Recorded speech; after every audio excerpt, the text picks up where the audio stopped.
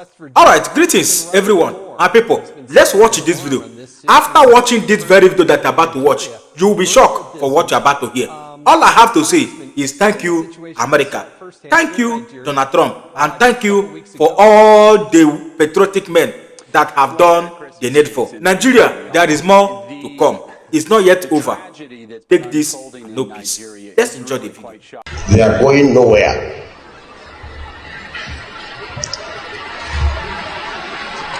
They are part of us and we are part of them. We must live with them. You can't drive them away and they can't drive us away. They are our neighbors, so we should never allow them to be our enemies. And if my enemy states by our actions we have turned them into enemies, then we are finished. Because our real enemy will use them against us. As your real enemy will use your neighbor against you. And nobody knows your secret more than your neighbor. He knows when you come back and when you go out. So we should never allow herdsmen to be our enemies. Here with me is West Virginia Congressman Riley Moore. He's been sounding the alarm on this issue and just returned from Nigeria earlier this month. Congressman, explain the situation. You saw it firsthand in Nigeria just a couple weeks ago. Well, Merry Christmas, Jason. Thanks for having me on. The tragedy that's been unfolding in Nigeria is really quite shocking, and I was there earlier this month, saw it firsthand. People, Christians, living in IDP camps, refugee camps, because they have been pushed off of their ancestral land, particularly in the middle belt of the country, which is where we have these Fulani militants, just roaming bands of Islamic terrorists, murdering at will Christians and pushing them off of their ancestral homeland, and now they're living in IDP camps. I met people that had lost their children, watched them murdered right in front of them. A mother of 5 had lost all 5 of her children. I met another woman who had lost 2 of her daughters, her husband, and they murdered her unborn child. So this is just wanton murder that's been going on there. And obviously President Trump has finally stood up to this. And I do want to point something out very important. The last 2 Christmases, there has been a massacre of Christians in Nigeria. The tables have absolutely turned this year. The Islamic terrorists in Nigeria were the ones receiving that type of present this year. So quite a bit different. The president is totally focused on this. He made that very clear in this attack, and this is a very good first step to addressing this issue. And we did this in coordination with the Nigerian government, which is very important to point out, because this isn't the United States unilaterally doing this. We are doing this in coordination with the Nigerian government to help secure their country and end the slaughter of Christians in Nigeria. It's stunning how many people actually live in Nigeria. It's something like less than 4% of the landmass in Africa, but 1 out of every 6 residents in Africa live in Nigeria. Congressman, I want to ask you about this because the New York Times reported on the strikes this way, saying Sokoto State, I hope I'm pronouncing that properly, is, quote, populated overwhelmingly by Muslims who bear the brunt of terrorist attacks there, according to analysts and groups that monitor conflicts. What's your response to that? You know, unfortunately, this is the same refrain we've heard from the left. They don't want to admit that Christians are being murdered for their faith in our Lord and Savior Jesus Christ. I think it's probably them playing to their Islamic radical base that they now have to appease for whatever reason. But yes, look, there are more Muslims living in the northeast and the northwest of this country, the northwest where this strike took place, where we launched over 12 Tomahawk cruise missiles to ISIS camps, which those terrorists were destroyed, and there was no collateral damage in that. But there are Christians that do live in the northern part of the country, and we've seen massacres take place at the hand of ISIS over the years, and it's happened this year as well. This continues to take place. So this idea that Muslims are facing reprisals and killing. Of course they are. They live there. There's terrorist groups. Both are being killed. We want to secure this country, but 5-1 in that country is the amount of Christians being killed to non-Christians. It is a 5-1 ratio, and as you pointed out at the outset of this, over 7,000 Christians this year. Congressman Riley Moore, thanks for taking some leadership on this very difficult issue. Really do appreciate it. Merry Christmas.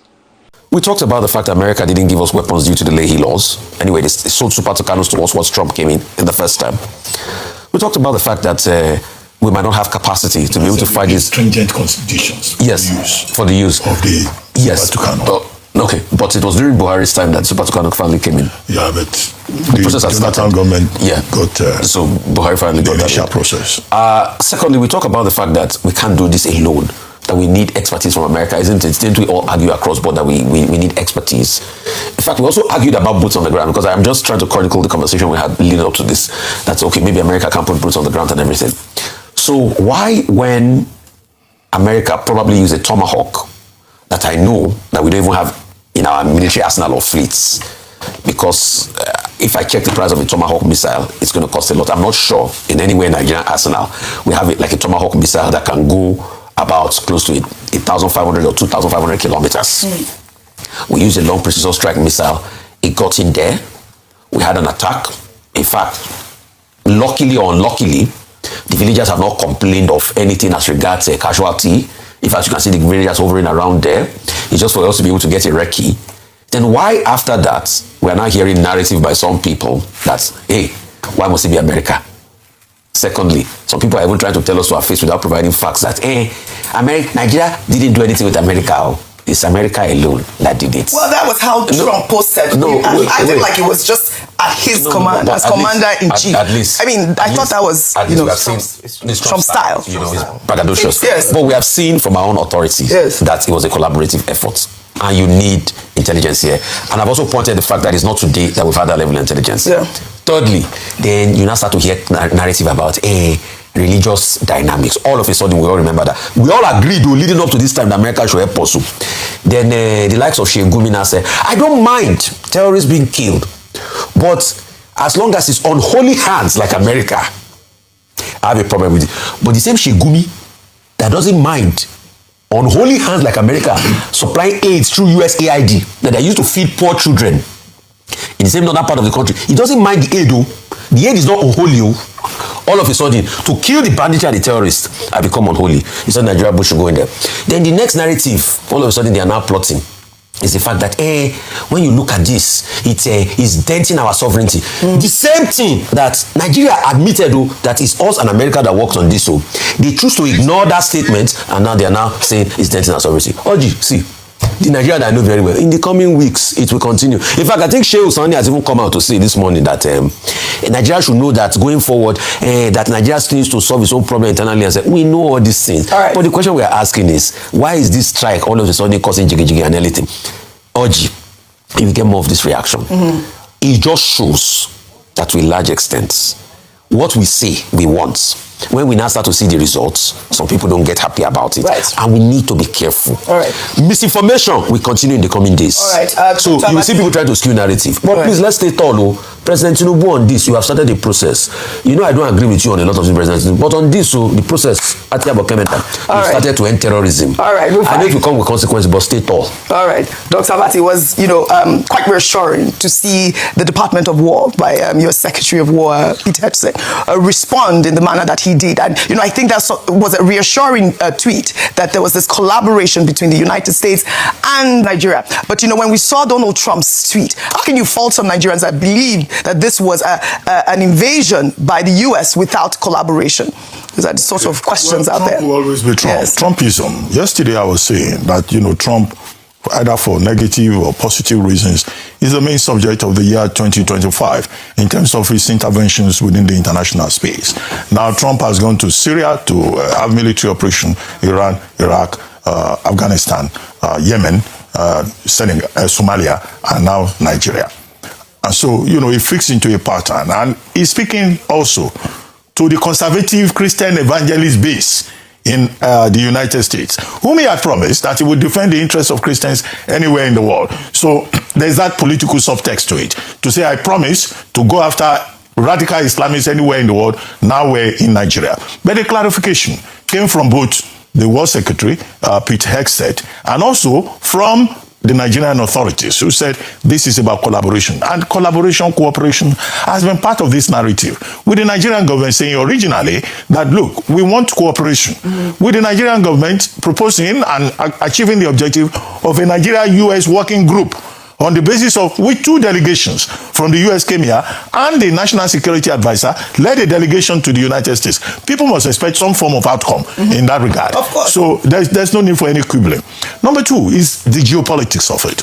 Now, I said earlier when Vimbai was here that, look, the Americans, AFRICOM, they call it, African Command. AFRICOM, yes. Their biggest operation is in Djibouti, but they maintain training, patrolling operations in cooperation with other countries within the West African region, Cameroon, Ghana, Nigeria, and another country.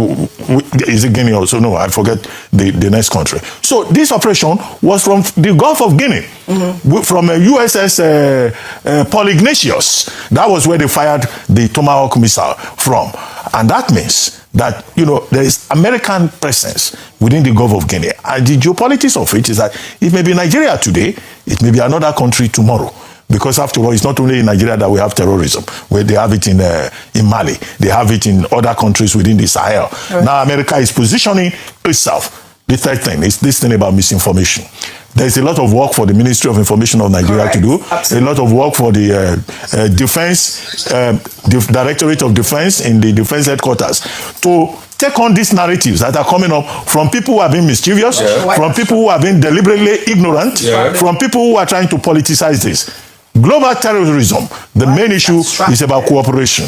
And the Nigerian government must give us information, even about the casualties, in case there are casualties, because as Trump has promised that he will return, if he sees that ISIS and Boko Haram are not relenting, then of course we may get to a point where there will be collateral damage. Absolutely. Which is the reality of war. Okay. Dr. But just to quickly debunk the misinformation going on, in fact, AFRICOM, General David Anderson, commander of AFRICOM, has confirmed that it was a working relationship between Nigeria and regional partners to increase, so that is confirmed. So for those that say it's only Nigerian authorities, it's not only Nigerian authorities that confirmed there was a cooperation. It was both AFRICOM and Nigerian authorities. So, and it's style. Yeah. I read that with that Thank you. Yeah. All right, you have watched it and they confirmed it. All I have to say is thank you, America. But Nigeria is not yet over. There are more to come. It's not yet over. There are more to come. Share this video. Thank you.